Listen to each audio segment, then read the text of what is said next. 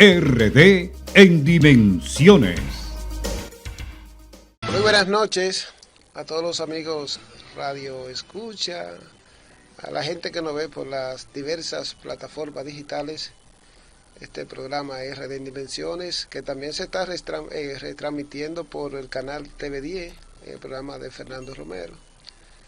Buenas noches a Quiterio, Control Master, a Nidio Valenzuela, a Nuris Paniagua, por la compañía que me hacen en este programa y que de verdad uno se siente muy bien.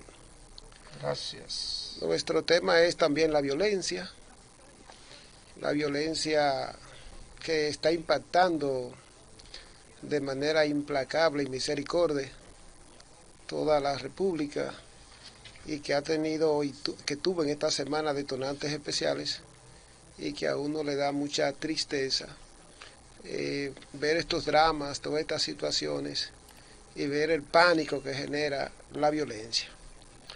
La sociedad dominicana históricamente ha sido empatada por la violencia. Hemos tenido en el país diversas experiencias de Estado que han sido totalmente de violencia, empezando por las diversas dictaduras y regímenes de fuerza que hemos tenido en el país. Y lo que menos edad tenemos muy fresco en nuestro pensamiento, en nuestra memoria, los 12 años de Balaguer. Hay incluso un documental que habla de la violencia del poder, cómo se expresa la violencia del poder frente a aquellos que no están de acuerdo con la forma en cómo se gobierna. Eso es un tipo de violencia, la violencia política directamente, violencia ideológica, y también la violencia social que no permite que los ciudadanos puedan satisfacer sus necesidades básicas y sus necesidades sociales. Todavía aquí tenemos muchas comunidades que no tienen agua, que no tienen clínica, no tienen acceso a los servicios de salud, de educación, de agua potable, de transporte. Esos servicios básicos le hacen falta a la población y de alguna manera van configurando un tipo de pensamiento que hace que esa gente se sienta totalmente excluida. Aparte de unos excluidos que ellos creen que están incluidos, y es aquellos que tienen acceso a la escuela, pero que solamente tienen acceso a los grados básicos, los grados que le permiten leer y escribir sin que este aprendizaje sea significativo y que mucho menos sea funcional y aplicable en el diario vivir. Entonces, esa violencia de la falta de los servicios básicos, esa violencia que se expresa de las estructuras de Estado, pues también tiene un impacto psicológico y que pare otro tipo de violencia. Y es otro tipo de violencia, es aquella violencia que es como resultado de la poca capacidad de convivencia de los seres humanos. Una gente que está excluida, que no tiene salud, que no tiene educación, que no tiene oportunidad de empleo, que no tiene posibilidad de resolver determinados problemas, en una sociedad que decimos que es democrática, que es inclusiva, que es un Estado social, democrático y de derecho.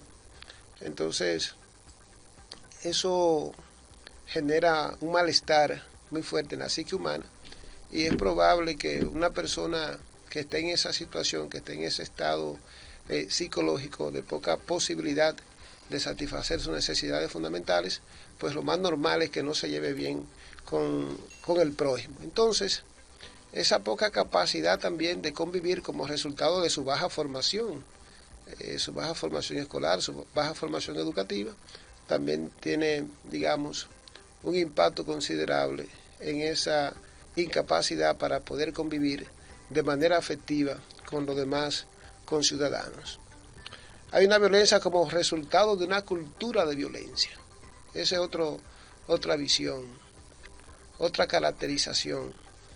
Hay una cultura de violencia, hay una forma de disciplinar a la gente que es a través de la violencia. Un estudio acaba de decir recientemente, el 63.5 considera que la forma como lo educaron tenía ingredientes importantes de violencia en la forma de cómo lo disciplinan en el hogar. En el hogar también hay una cultura de violencia. El padre se impone con la violencia verbal, con la violencia física, y eso también es otro elemento que tiene un impacto en la reproducción de la violencia. De manera que hay una cultura de violencia en la sociedad dominicana, que está en la familia, que está en las estructuras de la sociedad, y que es caldo de cultivo para esa violencia que vemos a diario. Entonces, eso es importante que se sepa. Hay una cultura de que aquel que tiene mayor fuerza se impone. Aquel que tiene un cargo público, que se siente jefe, que se siente con más poder que el otro, le hace la vida difícil a las demás personas. Y eso no es bueno. Eso es un problema serio, porque la gente se pone impotente, se pone, digamos, en una situación muy difícil. Durante muchos años, aquí se ha aplicado la ley del más fuerte. Yo tengo el cargo, yo tengo la posibilidad, yo soy el jefe, yo me impongo, hay que hacer lo que yo digo, y el que no hace lo que yo digo, entonces se la ponemos bien difícil. Durante muchos años se ha hablado aquí de ojo por ojo y diente por diente. El famoso código del talión. Ojo por ojo y diente por diente. Tú me haces una bellaquería y yo te hago otra.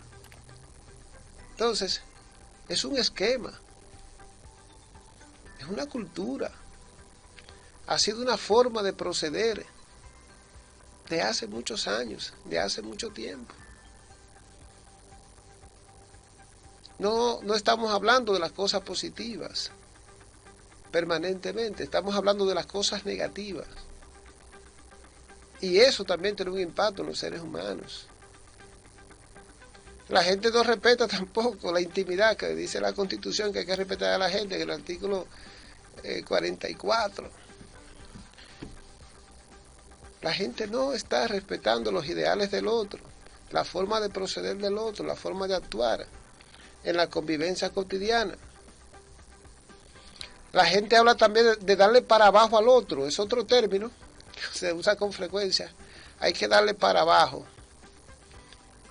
Y estas expresiones de violencia, entonces, digamos que poco a poco han ido configurando un tipo de pensamiento, un tipo de actitud que se refleja en violencia, y frente a eso entonces hay que asumir una actitud, una cultura de la tolerancia. Hay que tolerar que el otro es de un partido diferente al tuyo. Hay que tolerar que el otro pertenece a una religión que es diferente a la tuya. Hay que tolerar que el otro tiene unos intereses que son diferentes a los tuyos. Hay que tolerar que el otro ser humano tiene una forma de ser y de actuar que no siempre va a estar de acuerdo contigo. Y entonces nosotros, los entes racionales, debemos entender eso. Hay que entender también que la gente no tiene por qué quererte obligatoriamente. Que querer a una gente no es obligatorio. Que querer a una gente es el producto de un esfuerzo que él ha hecho afectivo para que lo aprecien, para que lo valoren, para que lo quieran, como resultado también del proceso de valoración que tú has hecho del otro, de la persona que está cercana a ti.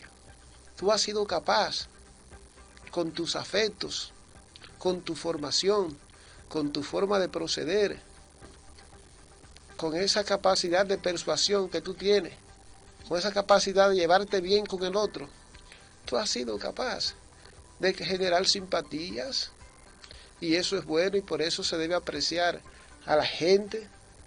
No es obligatorio que te quieran, no es obligatorio que el otro te acepte, porque el otro también tiene derecho a definir con quién él quiere juntarse, con quién quiere estar, y entonces no se le puede obligar, porque obligarlo es no tener tolerancia y obligarlo a que te quieran, entonces es una forma de violencia. Hay que hablarle al respeto al otro, a sus ideas, a sus intereses. Hay que mejorar la educación en valores. Y todo este tema de la violencia debe generar una discusión seria en los diversos estratos sociales que está pasando con nosotros. Vamos a dejar que los intereses, que la angustia, que la incapacidad de convivir nos convierta a nosotros en seres humanos que no seamos capaces de ponernos de acuerdo y de sortear nuestras diferencias. La democracia se define como la participación de los actores dentro de la divergencia. Tenemos divergencias, somos diferentes, perfectos.